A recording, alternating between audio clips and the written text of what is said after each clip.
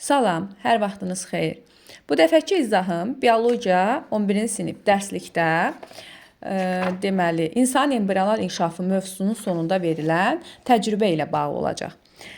Aydındır ki, deməli, Ruşeyn vərəqlərini biz ümumiyyətlə öyrənmişik. Ektoderma, mezoderma və endoderma və hər bir Ruşeyn vərəqindən formalaşan orqan və orqanlar sistemləri artıq bizə məlumdur. Bu da 11-ci sinif dərsliyidir və burada cədvəl şəklində yığcam, qısa və lakanik yazılıb. Deməli, sadəcə burada nəyi biz bilməliyik, nəyi qeyd etməliyik? Ruşeyn vərəqləri hər biri ayrı-ayrı orqan və orqanlar sistemi formalaşmasında iştirak etsə də, bir Ruşeyn vərəqin hüceyrə qrupu digər Ruşeyn vərəqin hüceyrə qrupunun inkişafına təsir göstərə bilər. İndi biz təcrübə əsasında bunun nə demək olduğuna baxacağıq əslində. Deməli, xordalı heyvanın, hər hansı bir xordalı heyvanın biz Ruşeyminə baxsaq, Ruşeymin bel hissəsinə, bu bel hissə, qarın hissə yox, bel hissəsində olan ektoderma, xarici qatı, xarici qatın müəyyən bir hissəsini kəsib götürsək və həmin Ruşeymin inkişafını biz izləsək, onda görərik ki, Ruşeym formalaşsa da, onda sinir sistemi formalaşmayacaq, sinir borusu formalaşmayacaq. Bunun səbəbi nədir? Çünki bizə məlumdur ki, sinir sistemi ektoderma mənşəlidir. Ruşeyn vərəqlərindən olan ektodermanın hüceyrələri sinir sisteminin formalaşmasını təmin edir. Təbii ki, biz hər hansı bir xordalı heyvanın bel tərəfdə yerləşən ektoderma, xarici qatının müəyyən bir hissəsini kəsib götürsək, onun sinir sistemi neynəməyəcək, formalaşmayacaq təbii ki. Təcrübəni başqa bir yöndə aparsaq, deməli, həmin yenə xordalı bir heyvanın Ruşeymində bel tərəfdə ektoderma qatını kəsib, altındakı mezoderma qatını götürsək və yenidən həmin kəsdiyimiz hissəni, yəni ektodermanı yenidən yerinə qoysaq, yəni belə deyək də tiksək, sadəcə ektodermanın altındakı mezodermanı götürmüş olacağıq və bu zaman Ruşeymin inkişafını izləyəndə biz görürük ki, yenə də Ruşeymin deməli sinir sistemi formalaşmır. Buradan belə bir nəticəyə gəlmək olar ki, əslində biz ektodermanı yerinə qaytardıq. Sadəcə ektodermanın altındakı mezodermanı götürmüş olduq. Buna baxmayaraq Ruşeym inkişaf edir, lakin onun yenə sinir sistemi formalaşmır.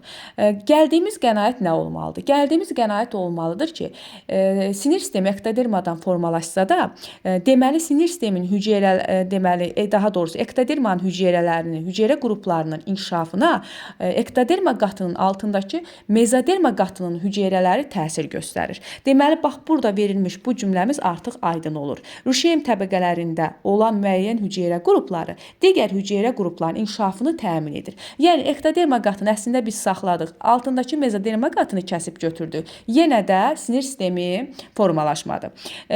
Hal-hazırda danışdıqlarım heç biri bu təcrübədə yoxdur. Bəs bu təcrübədə nə göstərilib? Bu təcrübədə 2 embrion götürülür. Baxın, burada da qeyd olunub. Birinci embrion, ikinci embrion. Birinci embrion, ikinci embrion. Birinci embrionda bel hissədə ektoderma qatı kəsilir, lakin götürülmür. Altındakı mezoderma qatı kəsilir və götürülür. Yenidən ektoderma qatı ora tikilir.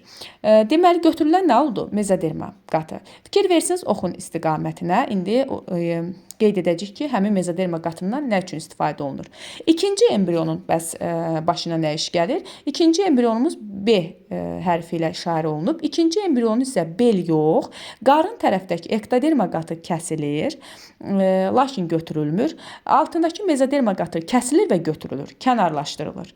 Birinci embrionun çıxarılmış mezoderma qatı, ikinci embrionun qarın nahiyəsindəki ektodermanın altına çıxarılmış mezodermanın yerinə yerləşdirilir.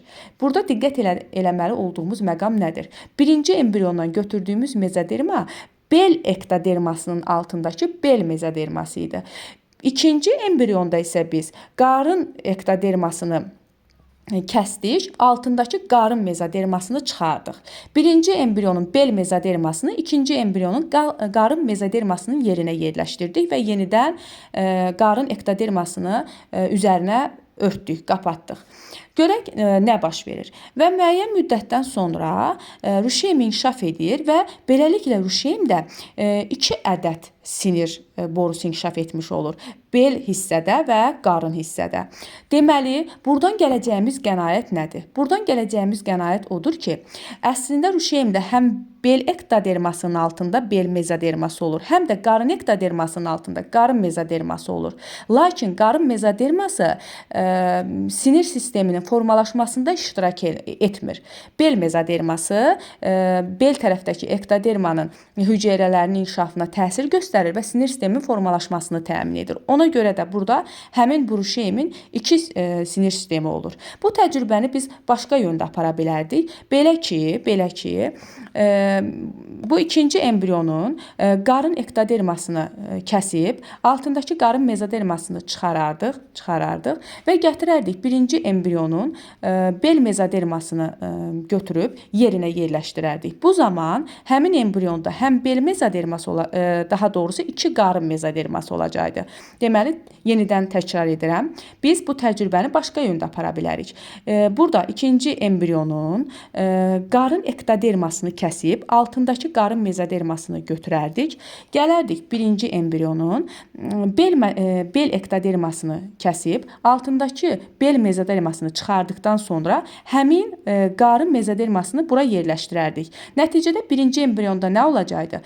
Deməli, 2 ədəd qarın mezoderması olacaqdı. O zaman həmin embrionun inkişafını biz izləsək, onda sinir sisteminin inkişaf etmədiyini görəcəyik. Çünki buradan yenə həminki qənaətə gəlirik, yenə də eyni qənaətə gəlirik ki, sən demə, sinir sisteminin inkişafı qat olaraq, ruşeym vərəqi olaraq ektoderma hüceyrələrinin sayəsində olur. Lakin mezodermanın hüceyrələri də ektodermanın sinir sistemini inkişaf etdirən hüceyrələrin inkişafına təsir göstərir. Lakin bunu ancaq bel mezodermasının hüceyrələri edir. Yəni 2 qarın mezoderması olan embriondan sinir sistemi inkişaf etməyəcək. Lakin 2 bel mezoderması yerləşdirilmiş embriondan 2 sinir sistemi, sinir borusu daha doğrusu inkişaf etmiş olacaq. Diqqətiniz üçün təşəkkür.